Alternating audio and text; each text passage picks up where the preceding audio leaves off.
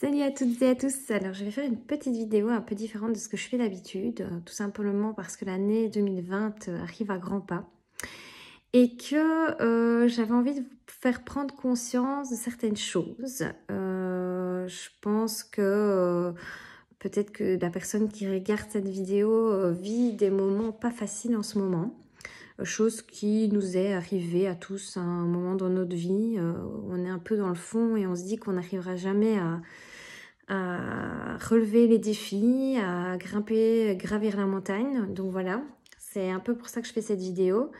Parce qu'en fait, on parlait l'autre jour avec ma sœur et on se disait, tiens, si finalement on avait cette année à refaire.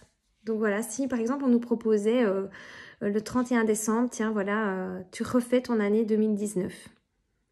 Est-ce que vous l'appréhenderiez de la même façon?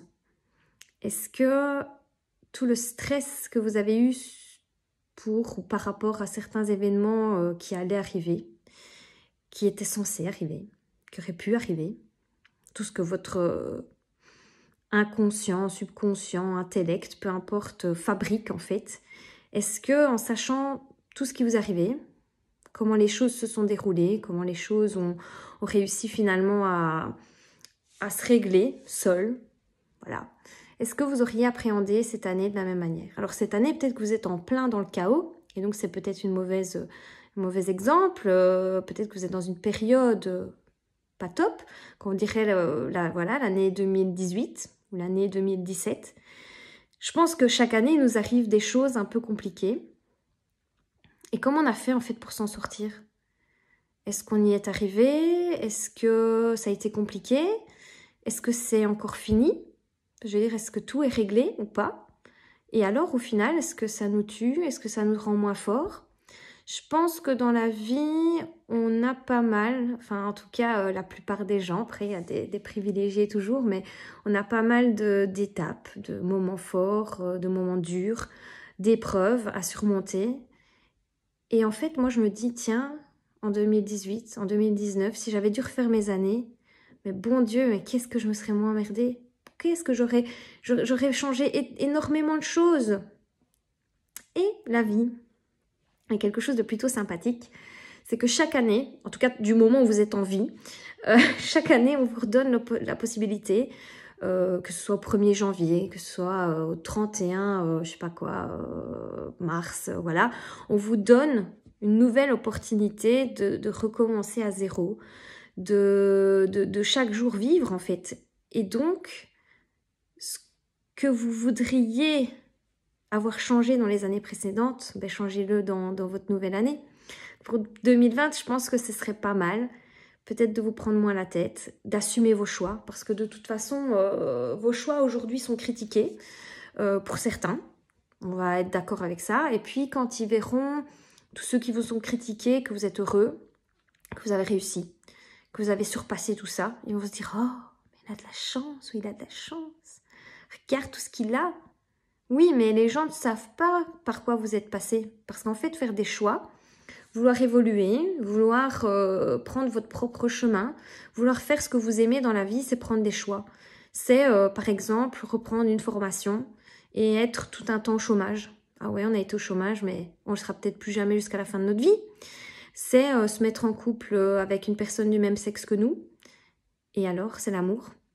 C'est créer une famille, c'est avoir un enfant, c'est plein de belles choses. Et au final, ben, les personnes moroses qui vous critiquent vont se dire, ben, finalement, elle y arrive, elle a de la chance. C'est pas de la chance, c'est du travail, c'est des remises en question. Alors, ceux qui vivent actuellement des moments difficiles, ben, sachez que on est tous passés par là.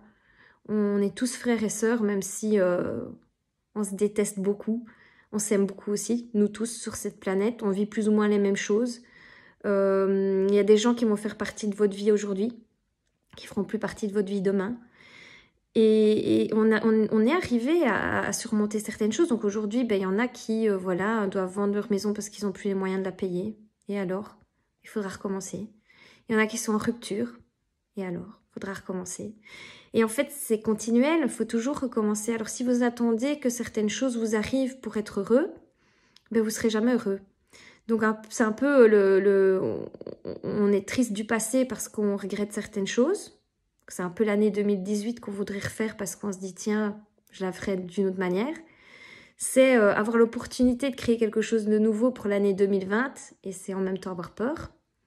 Et c'est jamais vraiment vivre dans le présent en fait, c'est jamais vraiment profiter des moments qui nous sont offerts chaque jour. Alors je sais que c'est facile à dire, mais du moment où vous voyez les choses comme ça, en fait rien n'est un échec, rien n'est une réussite, il faut rester humble parce que les cartes sont tous les jours redistribuées. C'est-à-dire que ce que vous avez aujourd'hui, vous l'aurez peut-être plus demain. Donc si vous êtes heureux sans ça, c'est du plus. Si vous l'avez pas, on est quand même heureux, c'est pas grave. Donc voilà, j'espère vraiment que cette année 2020, vous la verrez sous un autre angle. Vous l'appréhenderez sous un autre angle. Vous serez heureux. Vous attendrez pas qu'en 2020, il vous arrive telle ou telle chose pour être heureux. J'espère que vous allez être heureux chaque seconde, chaque minute de votre vie, que vous allez savoir surmonter les épreuves que vous vivez aujourd'hui, qu'on a peut-être déjà, certains d'entre nous déjà vécu et surmonté, que vous ferez une force de ce que vous avez vécu, parce que oui, vous pourrez vous lamenter. Je peux vous dire que vous lamenter, ça va vous faire régresser, ça va vous faire perdre du temps. Et quand vous n'avez pas peur du futur et que vous vous projetez en vous disant pourquoi je me stresse alors que je sais que ça va bien aller, pourquoi je suis triste alors que je sais qu'il y a quelqu'un d'autre qui m'attend, par exemple. Si vous êtes en rupture, que vous pensiez ne vivre que pour cette personne, mais si vous saviez qu'après vous allez recréer une famille, retrouver quelqu'un qui est splendide, magnifiquement gentil, profondément bon, est-ce que vous vous seriez autant chagriné pour l'ancienne personne? Je pense pas. Arrêtez de perdre du temps en fait. Profitez de chaque instant. Je sais que c'est facile à dire, mais je pense que c'est inspirant. C'est plutôt ça. Il faut le prendre comme quelque chose d'inspirant. N'oubliez pas que le chagrin est temporaire, que chaque chose dans votre vie peut être réglée. Donc, ça demande du temps, c'est tout. Parfois, on passe quelques semaines, quelques mois, quelques années. Et alors, au final, tant qu'on a pris conscience de certaines choses, alors n'hésitez pas à lire, à vous documenter, à chercher. Même sur YouTube, il y a plein de gens inspirants, de coachs de vie, de coachs en amour, en tout. Si vous cherchez des réponses, fouillez. Parce qu'en fait, ça aussi, je me suis rendu compte d'un truc, c'est que on nous a prévenus. On nous a prévenus de tant de choses, loin des yeux, loin du cœur. On nous prévient de tout ça, c'est des petites phrases qui finalement nous se disent ouais, ça n'a pas beaucoup de sens. Ben non, parce qu'en fait, nous, en tant qu'humains, il faut qu'on vive les choses pour les comprendre. Mais sachez qu'il y a des gens qui ont déjà vécu ce que vous êtes occupé à vivre actuellement. Qu'il y a certainement des gens qui ont déjà écrit des livres sur ce que vous êtes occupé à vivre actuellement. Qu'il y a des gens qui ont déjà trouvé des réponses aux questions que vous vous posez. Parce que clairement, on a toujours des questions qu'on se pose. On a toujours envie de savoir comment s'en sortir, comment trouver le grand amour, comment réussir à gérer son argent, comment se reconvertir professionnellement. Tout ça, depuis des siècles et des siècles, il y a des gens qui l'ont déjà vécu et qui ont déjà écrit là-dessus et qui ont déjà fait des vidéos là-dessus. Cherchez, vous trouverez des réponses. Cherchez, vous trouverez des guides, des gens qui pourront vous guider dans la vie. Faites-vous aider. Même si vous n'aimez pas aller voir des psys ou des choses comme ça, enfin des gens comme ça plutôt, pas des choses. Regardez sur Internet, faites ça en storytelling et vous regardez un petit peu, vous verrez qu'il y a des réponses réelles qui sont apportées à tout ce que vous attendez de la vie, parce que souvent les vieilles personnes, ils vous disent quoi, je te l'aurais bien dit, il fallait pas agir comme ça, non. C'est vrai, et en fait, on a besoin absolument de se retrouver face au mur pour se dire merde, en fait, c'était pas faux ce que mes parents m'ont dit. Pareil par rapport à un choix professionnel, peut-être que toute votre vie on vous a dit non, non, non, et parfois vous avez forcé le coup et ça fonctionne parce que vous adorez ça, et parfois on force parce que voilà, on est comme ça, on a besoin de se planter pour réussir. Mais plantez-vous, j'ai envie de dire. Plantez-vous, c'est la meilleure manière d'apprendre. Surtout plantez-vous, et quand vous avez appris, transmettez. Transmettez l'information, parce que c'est la plus belle des choses que vous allez pouvoir faire sur cette terre, c'est laisser un brin d'information pour quelqu'un qui se situe dans la même situation que vous. Donc, si aujourd'hui, vous êtes au bout du bout, que vous ne croyez plus en rien, sachez qu'on est tous les mêmes, que vous le voyez ou non, qu'on soit noir, blanc, jaune, peu importe, qu'on s'appelle Cozy, qu'on s'appelle Dupont, on s'en fout, on est tous les mêmes. Et on passe par les mêmes putains d'événements juste horribles qui vous refoutent au fond. Et finalement, quand on est au fond, soit on décide d'y rester, c'est malheureux. Soit, mais il y a un truc très facile à faire, c'est de remonter. Parce que en soi, une fois que vous êtes au fond, il ne peut plus trop arriver grand-chose. Donc, ce qu'il faut se dire une fois qu'on est dans le fond, c'est qu'il n'y a que du super positif qui peut vous arriver, très clairement.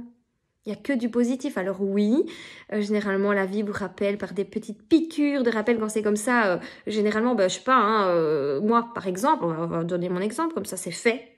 J'ai eu une rupture pas spécialement douloureuse parce qu'elle n'a pas duré longtemps, mais je veux dire qui m'a quand même touchée. Et 2 jours après la rupture, je me suis pris un mur avec ma bagnole. J'ai eu une amende de 150 € parce que j'étais mal garée. J'ai eu des choses qui me sont tombées dessus un peu inopinément. Donc je dirais qu'une fois que j'étais dans le fond, c'était juste me rajouter de la terre dessus pour dire de m'étouffer un peu plus. La vie, ça va vous faire ça, forcément. Et en fait, si vous vous secouez, c'est comme l'histoire de l'âne que j'avais déjà expliqué, qui est dans un puits et qu'en fait, il est tombé dans le puits. Et en fait, au lieu de le sauver, il y a des gens qui vont venir mettre un peu plus de terre sur lui. Et en fait, l'âne, il va s'en sortir parce qu'il va se secouer à chaque fois qu'il a de la terre. Et il va monter un peu plus parce que forcément, il y aura de la terre en plus. Donc, ça va le faire monter, monter, monter jusqu'au moment où il va sortir du puits. Et c'est un peu ça. Donc, dès qu'on vous tape de la terre sur la gueule, clairement, vous vous secouez. Et vous continuez à grimper. Et ça va fonctionner, vous verrez, ça fonctionne. Et la positivité fonctionne également aussi. Et l'ouverture aux autres fonctionne également aussi. Si vous avez ne fût-ce qu'un brin d'herbe à donner à votre voisin, donnez-le. Parce que donner, ça rend heureux. Donner, ça permet d'en apprendre beaucoup sur soi. Ça va faire un peu chalala, mais tant pis. On médite, on prend du temps pour soi, on prend du temps pour les autres. Et quand on donne, on reçoit. Et quand on reçoit, on donne. Et ainsi de suite. Et vous verrez que la vie, elle va être beaucoup plus belle pour vous. Je vous souhaite une très belle soirée et j'espère que cette vidéo va vous aider. Gros bisous!